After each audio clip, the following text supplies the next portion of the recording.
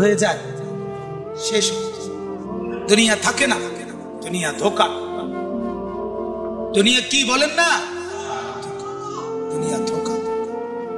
দুনিয়া বড় স্বার্থপর, কাউরে থাকতে দেয়, কাউরে কাউরে। বাপ আমার থাকতে চায়, থাকতে দেয়। আমার দাদাও থাকতে চাইছে, থাকতে দেয়। ধাক্কা দিয়ে দিয়ে ফেলাই দিচ্ছে।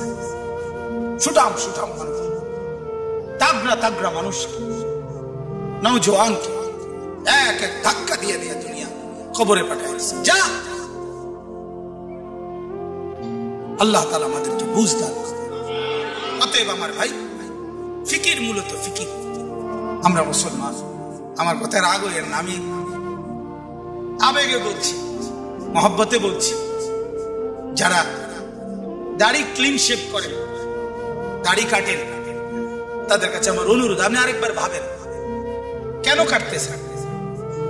আপনি যদি বলেন হুজুর এটা ছাড়া আরো ওয়াজ নাই, না আছে, এটাও একটা ওয়াজ, আরো আছে, আরো তো কইছি, এতক্ষণ কইছি না, তো আরো কম অসুবিধা, কথা বুঝেন না। আল্লাহ তাআলা আমাদেরকে বুঝার তৌফিক দেন। তাহলে মূল ফিকির হলো মৃত্যু। তো বলতেছিলাম, ওই কথাটা শেষ হয় নাই। নবী সাল্লাল্লাহু আলাইহি সাল্লাম দুনিয়া থাকতে প্রতিদিন উম্মতের জন্য কাঁদছেন কিনা? যেদিন দুনিয়া থেকে যাচ্ছিলেন সেদিন ফিকির করছে কিনা? যেদিন কবর থেকে উঠবেন সেদিন ফিকির করছে কিনা? হাসরের ময়দানেও সমস্ত নবীরা, আদম থেকে ঈসা, সমস্ত আম্বিয়া, আউলিয়া, সাহাবা, সমস্ত মানুষ হাসরের ময়দানে জাহান্নামকে যখন আনবে, ওয়াজিআ ইয়াউমাইযিন বিজাহান্নাম, আল্লাহ তাআলা কোরআনে বলছেন হাসরের ময়দানে ফেরেশতারা জাহান্নামকে টেনে হাসরের মাঠে নিয়ে আসবে। এই যে এখানে যেরকম আমরা বসছি, মনে করেন এখানে আনছে, আগে দাঁড় করাইছে, ঠিক এর টেনে আনবে। ৭০,০০০ আগুনের শিকল দিয়া বেঁধে জাহান্নামকে আনা হবে।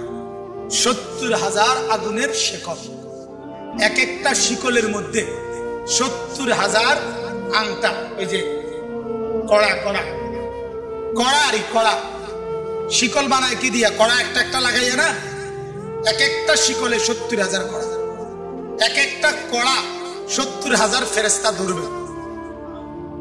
এবার কত কোটি আপনি গণেন, আমার সময় নাই।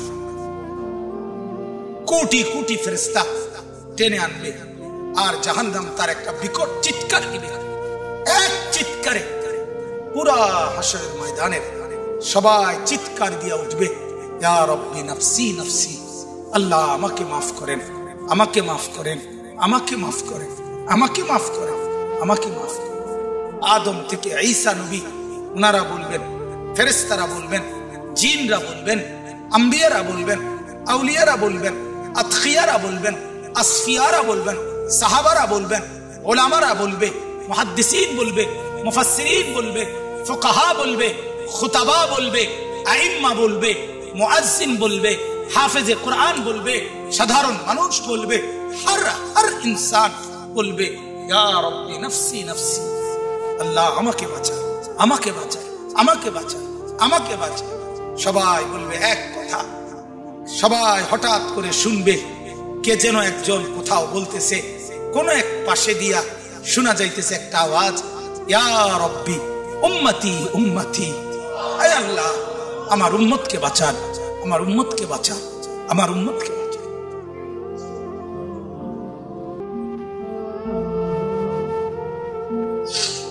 আল্লাহ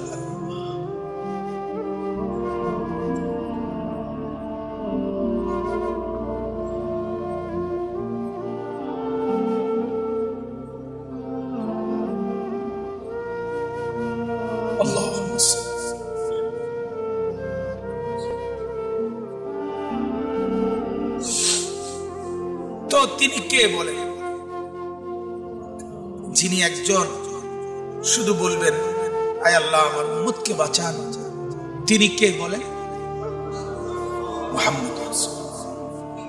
জীবন ভর যিনি ভাবলেন উম্মতকে নিয়ে, কবরে যাওয়ার দিনও ভাবলেন, কবর থেকে উঠবার দিনও ভাবলেন, হাসরের ময়দানও ভাবলেন, সেই তিনি পর্যন্ত, আমার বলার উদ্দেশ্য ছিল এই কথাটা, সেই নবী পর্যন্ত এত ফিকির যার উম্মতের জন্য, তিনি পর্যন্ত নিজের কথা ভাবছেন।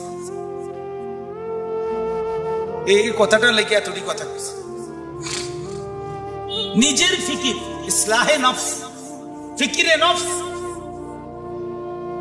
এটা এই পরিমাণ দরকার। ওলামায়ে কেরামকে বলি, ওলামায়ে কেরাম, আওয়াম সর্বসাধারণ আপনারাও তো বুঝেন, বাকি যারা আলেম আছেন আপনাদের কি বুঝেন, নিজের ফিকির, ইসলাহে নফস আপনাদের জন্য জরুরি, আমার জন্য জরুরি, ইমাম সাহেবের জন্য জরুরি, মুহাদ্দিসের জন্য জরুরি, মুহতামিমের জন্য জরুরি, শাইখুল হাদিসের জন্য জরুরি, হাফেজ সাহেবের জন্য জরুরি, নুরানির উস্তাদের জন্য জরুরি, খোদার কসম জরুরি। নিজের ফিকির, নিজের ফিকির, নিজের ফিকির, নিজের ফিকির, আমার সংশোধন, আমার খবর, আমার নিজের টেনশন দরকার। এটা আমাদের মধ্যে বড় ঘাটতি। এখন ওই যে ওলামা সম্মেলন লিখছে, অনেক আলেমও আমি চতুর্দিকে দেখা যাচ্ছে। আপনাদের কাছে বিনীত অনুরোধ, নিজের ফিকির করবেন, কওমের ফিকিরও করবেন, তালেবে ইলমের ফিকিরও করবেন, মুসল্লিদের ফিকিরও করবেন। সবার আগে নিজের ফিকির। কার ফিকির? তো বলতেছি আল্লাহর নবী সাল্লাল্লাহু আলাইহি সাল্লাম 5 ওয়াক্ত নামাজের পরে প্রতিদিন তিনি দোয়া করতেন, আল্লাহুম্মা হাসিবনি হিসাবান ইয়াসীরা। এই যে হাসিবনি, এই যে নি, এটা ওয়াহিদ মুতাকাল্লিম। আল্লাহ, আমি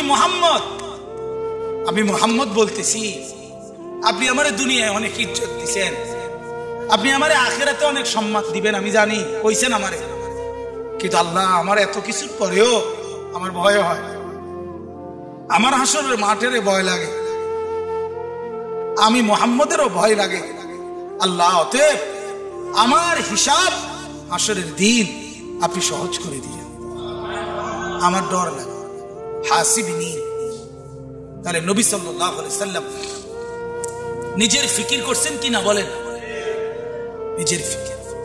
তাহলে আমার সবচেয়ে বড় ফিকির হলো আমার মৃত্যু পরবর্তী ফিকির।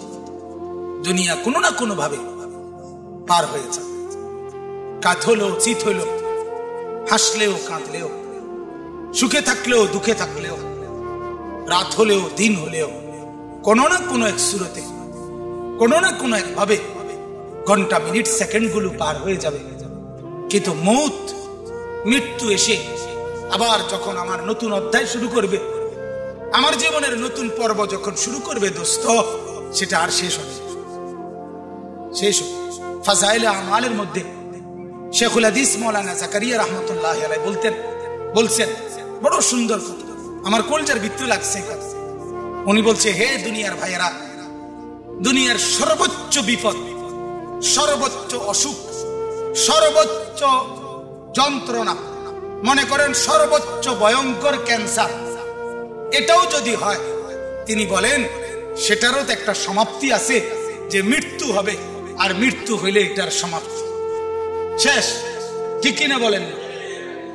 আগুনে দুনিয়ায় যে জ্বলে গেছে, একেবারে আগুন লেগে গেছে যার শরীরে, তার চিৎকার, তার কষ্টেরও তো একটা সমাপ্তি আছে, যে কিছুক্ষণ পরে কি হয়ে যাবে? মৃত্যু হয়ে যাবে। শেখুল হাদিস মাওলানা জাকারিয়া রাহমাতুল্লাহ বলে, কিন্তু আখিরাত আর পরকাল, কবর আর হাসরের জাহান্নামের কষ্ট, যন্ত্রণা, দুঃখ আর মুসিবত মেরে মোহতারাম যখন শুরু হবে, সেটা আর কোনোদিন মৃত্যুর মাধ্যমেও শেষ হবে না।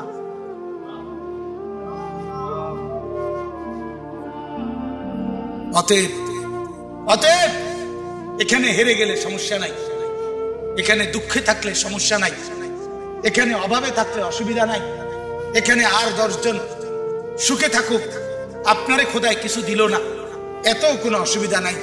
কিন্তু মৃত্যু নামের যখন আমার আসবে, এরপরে যেই অংশ শুরু হবে, সেখানে যদি আমি কামিয়াব হইতে পারি, সেখানে যদি আমি সফল হতে পারি, সেখানে যদি আমি মাফ পাইতে পারি, ওটাই আমার আসল সফলতা, ওটাই আমার আসল কামিয়াবি। ঠিক কিনা বলেন? ফারুক আয়াম টিভি, ফারুক আয়াম টিভি হক্কানি ওলামাদের আগামীর পথ চলা।